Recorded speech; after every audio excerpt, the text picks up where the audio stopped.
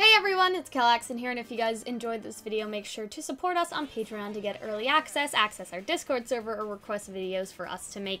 So this is going to be a song analysis of All That Matters. I know you guys have been waiting for it, but it's hitting a little too close to home for me. I don't want to, like, bum down this video, like, or anything like that. But, like, that's kind of why I haven't wanted to do it. Like, it's just hitting in a personal spot, so to speak. But I feel well enough to do it now, so I wanted to do it for you guys, so let's get started. So at the start, never thought that you would stay forever, never asked you to commit your life. So to me, this reads like, Yang was never, like, I guess, I mean, RWBY hasn't even said this, but Yang was never, like, the let's be best friends forever type, or, like, I'm in love with you, like, we'll be together forever type. Like, she wasn't really like that either. Like, she never asked anyone, much less Blake, you know, to sort of do that, or she's never said that. She's never sort of expressed that's, I don't want to say something she'd be interested in. Obviously, we want all our friends to stay with us, you know, forever, but I think that, like, this just stems back to Raven abandoning her, that she feels like she can't ask people to do things like that because they'll only just break her heart, right? But speaking of her heart in the third line, but I can tell you in my heart, I never thought you'd up and leave me without a trace to lead me. I think that it's saying sort of in her heart she did want to ask Blake something like that. And, like, maybe even the others in Team RWBY, but especially Blake, because this is about Blake, right? That in her mind, like, she would be like, no, I would never ask anybody to do that sort of thing. But in her heart, she did. And this sounds kind of cheesy, but I feel like we all have things that we sort of tell ourselves, like, in our, like, our mind and our heart have two different brains, sort of, and we think maybe in both one, but Yang never thought Blake would stay forever, but her heart did, you know what I mean? Like, in her heart, that is what she thought, that's what she wanted, and, like, our hearts are idealistic in that way, so to speak, and, like, Yang never asked Blake to commit her life, but maybe in her heart, you know, she wanted to, right? Because, you know, in her mind, she never thought Blake would up and leave her, but, you know, I guess it's that in her heart, you know, it hurts even more, you know what I mean? Because she did want to stay forever and stuff like that, right? And so that's kind of how I see that. And I think it's a very real part of this song, because we all have things that, like, we told ourselves we wouldn't feel, right, or think, but then we do it anyway and we get hurt. I think that's kind of the gist of that, you know what I mean? Like, especially the, you know, in my heart I never thought you'd up and leave me, right? Like, she's saying, you know, I never asked you to do any of this, but I also never thought that you'd leave. Like, I never thought that I would have to ask you, because I thought that, you know, that was maybe something unspoken, you know what I mean? Like, she never expected Blake to leave, and so it never occurred to her to ask to stay with her forever, because that would mean, you know, like, there was an idea maybe of leaving somewhere in there. Like, when you're like, oh, we're gonna be best friends forever, like, the fact that you need to speak that shows maybe some insecurity about your relationship that Yang never really had with Blake, right? But now, obviously, she's, you know, very, like, that's been torn down a couple pegs, let's just put it that way. But now you're standing here with that look in your eyes, the look that makes me hope I'll just believe your lies. I think this is pretty literal, because Blake has this look during the scene when they reunite, like, she looks at Yang, then looks away, almost like ashamed. She's sort of, I don't think she's holding herself, but she might be. I think she may have her hand on her shoulder, or on her arm, I guess. It's been a while, but I think the lies part is, like, Yang now becoming pessimistic, right? Like, her heart was idealistic, and even with Raven abandoning her, maybe she thought, you know, like, my friends aren't like that. Like, my friends aren't like my mom, right? You know, it's like, oh, this time it'll be different, sort of, right? And now her brain has sort of gone to a pessimistic place where Blake will lie about why she left her. And I think this song does have undertones of Taeyang and Raven. It's very easy to compare Blake and Yang's relationship to Taeyang and Raven, you know? And I feel like it's almost like Raven, or Yang, I should say, has seen this look before in Raven, because Raven sort of lies about, you know, why she left Yang, or at least never really tells her the truth, right? And it's so, like, it could be sort of history repeating itself, that Blake, you know, has that sort of look in her eye, and it's like, no, like, my mom had that look too, like, y'all are all just the same, you know what I mean? And then you have the chorus, you're lost, you're found, your heart to pin down, I never know if you'll come through, then you appear, together we're here, and that's all that matters somehow. So I think that these lines are also referring to when Blake ran away in the Stray, like, the episodes with Sun. And this may be reaching a bit, but I was thinking about this last night, for Yang to kind of be like, whenever you run away, like, it's always with him. Have you noticed that? You know what I mean? And I think this goes back to the lies part, because Blake will be like, Yang, I just wanted to protect you and RWBY and Weiss. I wanted to protect you guys from Adam, right? Like, that's what she'll say, you know, as to the reason why she left. And then Yang will be like, but you had no problem bringing Sun along, and Blake will be like, but it's not like that, and Yang just won't believe her, right? So I feel like that's the lies part. That when Blake tries to explain herself, Yang will see that as the lie, right? So I think that this situation also reflects the Stray to that extent. You know, but despite this, we get to that's all that matters somehow, and I think that's the most, well, obviously it's the title, like, line, so it's the most important line of the song. That Yang isn't gonna tell her all these things that she's thinking in the opening verse, because it's not about that, not right now, at least. I thought that I could pull you from the shadows, maybe help you find your wings and fly. This is a reference, of course, to Wings, which was a Volume 1 song that was played during, like, the Stray episodes and stuff like that. And also, you know, from Shadows, as Yang tries to pull Blake out of the shadows of her past, so to speak, like chasing after Adam and the White Fang in Volume 2, right? Those are Blake's shadows, right? And Yang tries to get her to sort of stop that obsession, go to the dance, all that fun stuff, right? And so she tries to pull Blake out of the past into the light, the future, stuff like that. But you're a path, the longer that I travel, the more I'm just defeated. This is pretty self-explanatory, but I also see it as a metaphor. Like, Blake's friendship is a path that she's been traveling.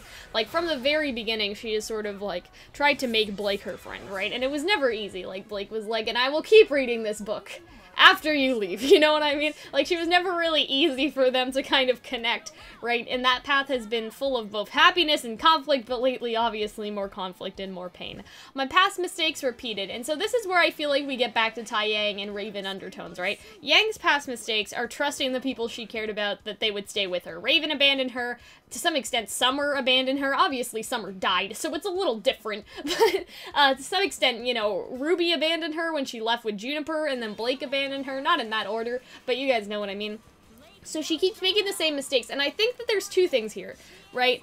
That Yang sees this maybe as her mistake, my past mistakes repeated. Like, it's her fault Raven left, her fault Summer left, her fault Blake left, her fault RWBY left, right? Like, she has a lot of internalized blame, like blaming herself for other people's actions, like it's my fault that they left. And I feel like another past mistake here could be in a sense of trusting that these people would stay with her. Not necessarily that they left because of her, but also, you know, I keep trusting people for them only to leave me. You know what I mean? And I think that it's both, because I think that you have, again, the Raven and Tai element. A lot of people, I think, who have parents that, you know, for whatever reason leave them, you know, the kids will blame themselves for them leaving. At least I know that's something I've had friends go through. I've even struggled with that myself.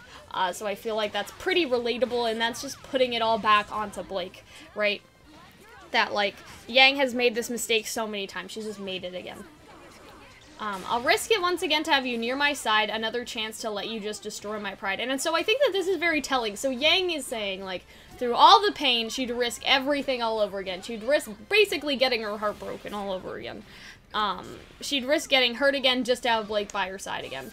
And I think the pride line sort of refers to Yang putting on a brave face in front of RWBY and sort of being like, well, why would I want Blake here, you know what I mean, in front of her, before sort of revealing, and especially to Weiss, that she's very hurt and upset, right? She wore this prideful mask and it was destroyed in front of them, and so it's like, you know, I guess, like, I'll let you destroy it again, you know what I mean? So I feel like that's also relevant. The chorus is more or less the same than before, right?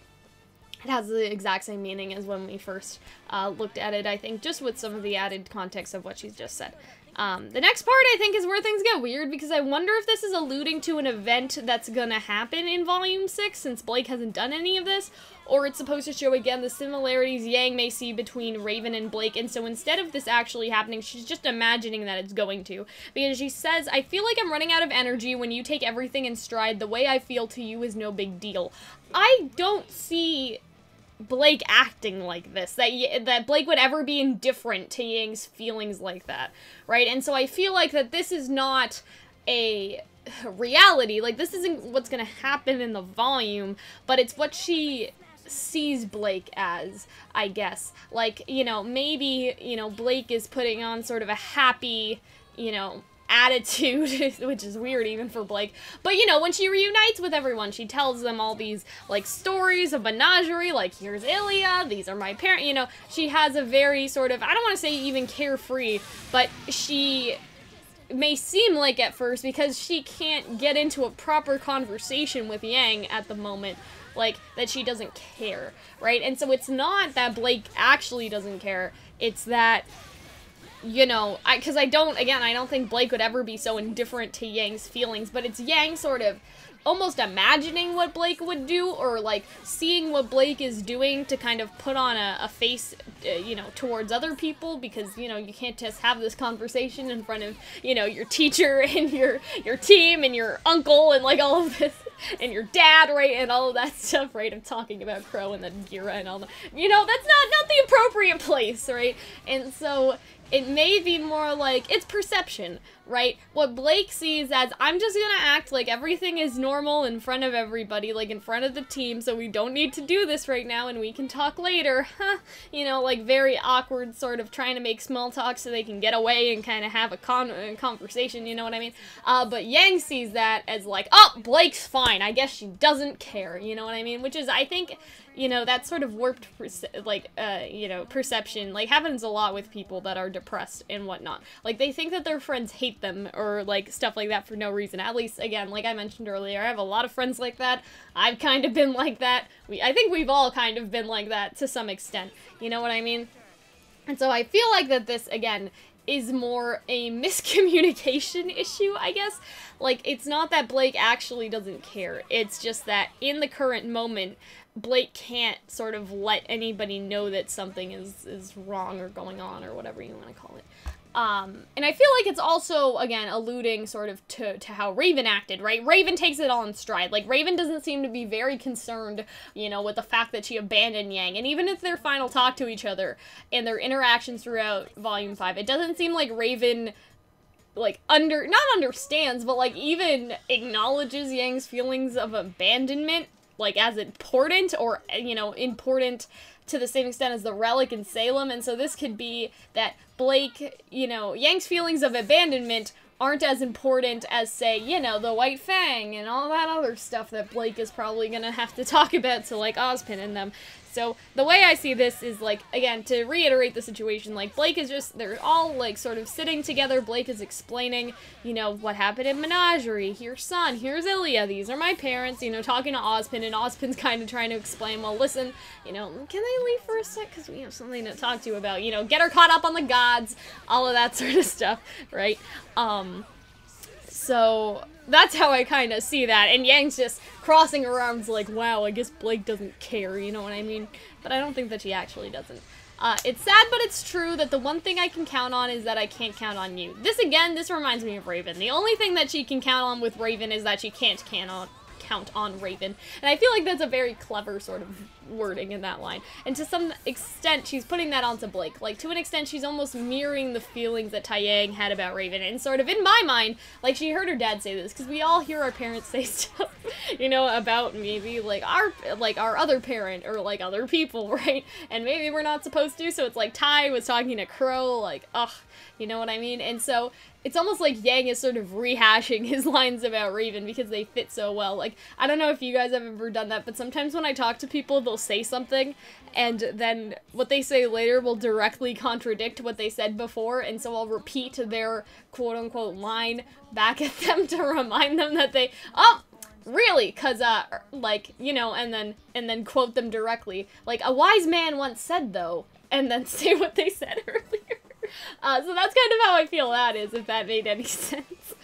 And, you know, there's so many comparisons to Team RWBY and Team Start, and I did a video on this, and it seems very intentional, right? Obviously, Taeyang had romantic feelings for Raven, and so if they're compared and history is repeating itself, Yang would have feelings for Blake too. And this doesn't make the ship canon, but it makes Yang's feelings for Blake very apparent, and would also mean Yang is into girls, which canonizes other things. But talking about the ship, you know, I mentioned this in another video, but I think it would be a disservice to the songs to enforce some sort of bias on it. People have been putting their bias on the song first, then listening to it, and then making a conclusion about it, if that makes sense. So, for example, with All Things Must Die, people put their bias that the song was Raven singing onto the song first, then listened to it, and then made that conclusion. But I think it should be the other way around. You should listen to the song first, look at the lyrics, get a conclusion from it, which is kind of what I've been doing, right? And this would either create a new bias or maybe reinforce an old one. Like, I thought that All Things Must Die was definitely going to be a Raven song, but upon listening to it, you realize that it's not. Like, it doesn't fit in with Raven's, you know, ideas, or at least parts of it, right? Because I did another video on that where some parts seem like Raven, but most of it, especially the beginning, is definitely Cinder.